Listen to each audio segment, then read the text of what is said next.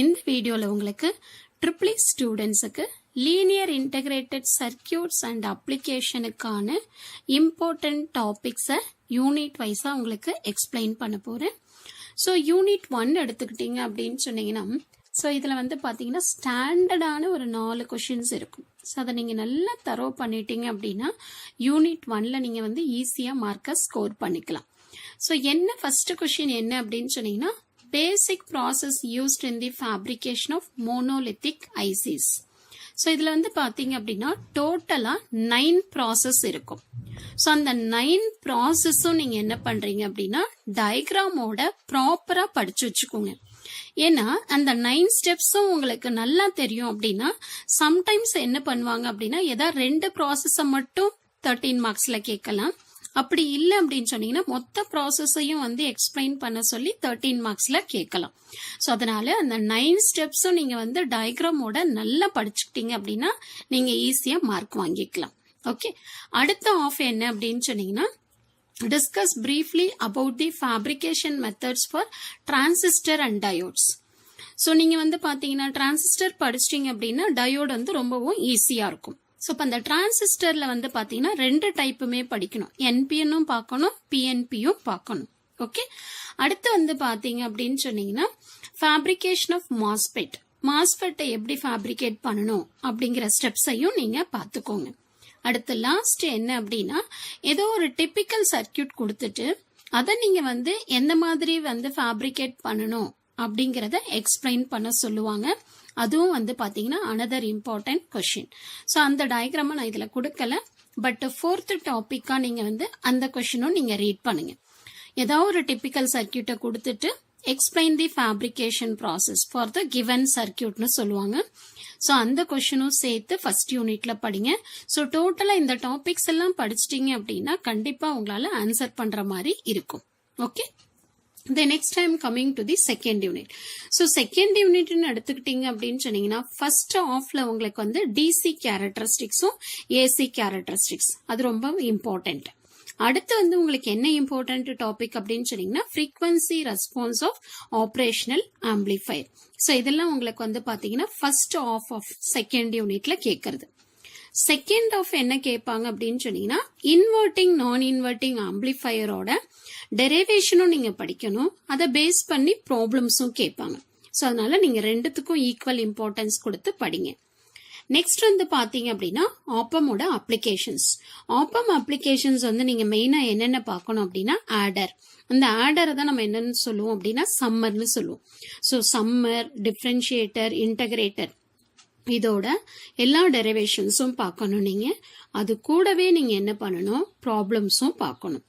Sometimes என்ன பண்ணுவாங்க அப்படின்னா ஏதோ ஒரு ஈக்குவேஷனை கொடுத்துட்டு அந்த ஈக்குவேஷனுக்கு உங்களை வந்து டயக்ராம டிராப் பண்ண சொல்லுவாங்க. ஸோ அதனால வந்து டெரிவேஷனும் பார்க்கணும், அட் த சேம் டைம் நீங்க எல்லா மாடல் ஆஃப் ப்ராப்ளம்ஸும் பார்த்துக்கணும். ஓகே, லாஸ்டா வந்து பாத்தீங்க அப்படின்னு சொன்னீங்கன்னா voltage to current and current to voltage converter இதோட டெரிவேஷனும் பார்க்கணும்.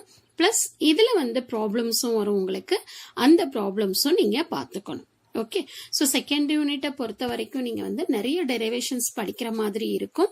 ஒரு டெரிவேஷனுக்கும் இன்னொரு டெரிவேஷனுக்கும் டிஃபரன்ஸ் என்ன, சர்க்கியூட் என்ன டிஃபரன்ஸ் அப்படிங்கிற மாதிரி அனாலிசிஸ் பண்ணி படிச்சீங்க அப்படின்னா செகண்ட் யூனிட் உங்களுக்கு ரொம்பவும் ஈஸியா இருக்கும்.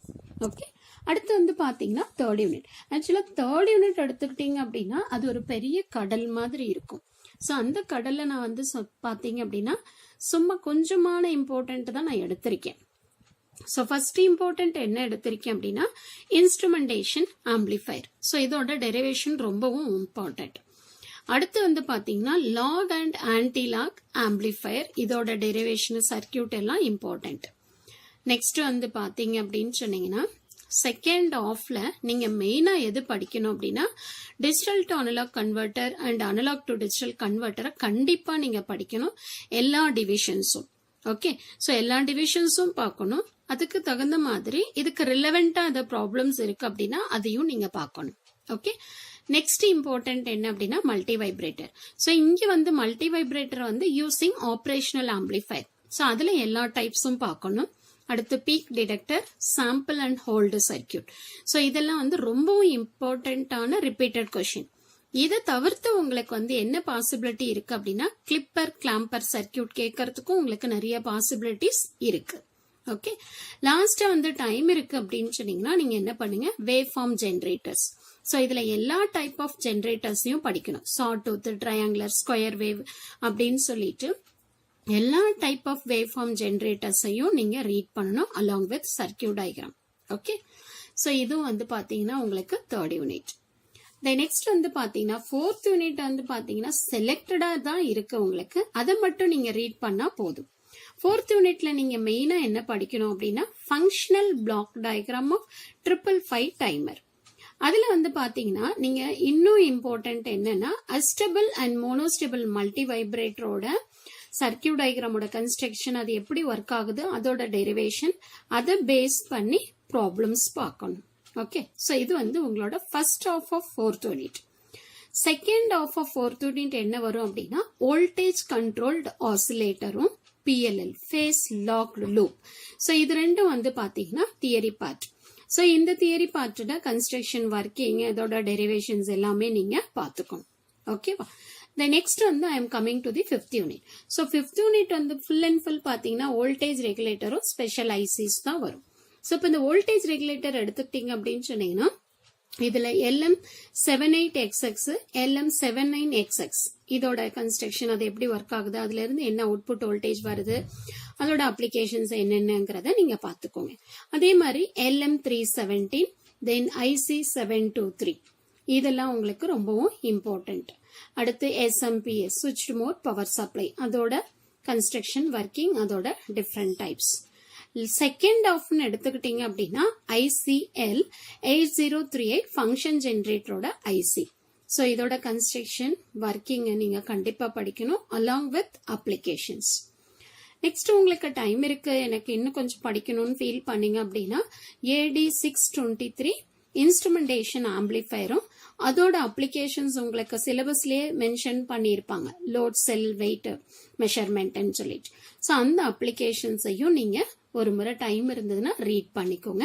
அடுத்து வந்து பாத்தீங்க அப்படின்னு சொன்னீங்கன்னா நீங்க வந்து ஒரு லாஸ்ட் ஒரு 5 years ஆஃப் கொஷின் பேப்பர் எடுத்துக்கிட்டு அந்த 5 years ஆஃப் கொஷின் பேப்பர்ல என்னென்ன டைப் ஆஃப் ப்ராப்ளம்ஸ் கேட்டிருக்கானோ அந்த ப்ராப்ளம்ஸை ஒரு முறை ஒர்க் அவுட் பண்ணிக்கோங்க. ஸோ கண்டிப்பா வந்து லீனியர் இன்டகிரேட்டட் சர்க்கியூட்டை நீங்க ஈஸியா கிளியர் பண்ணிடலாம் நல்ல கிரேடோட. தேங்க்யூ ஃபார் வாட்சிங் திஸ் வீடியோ.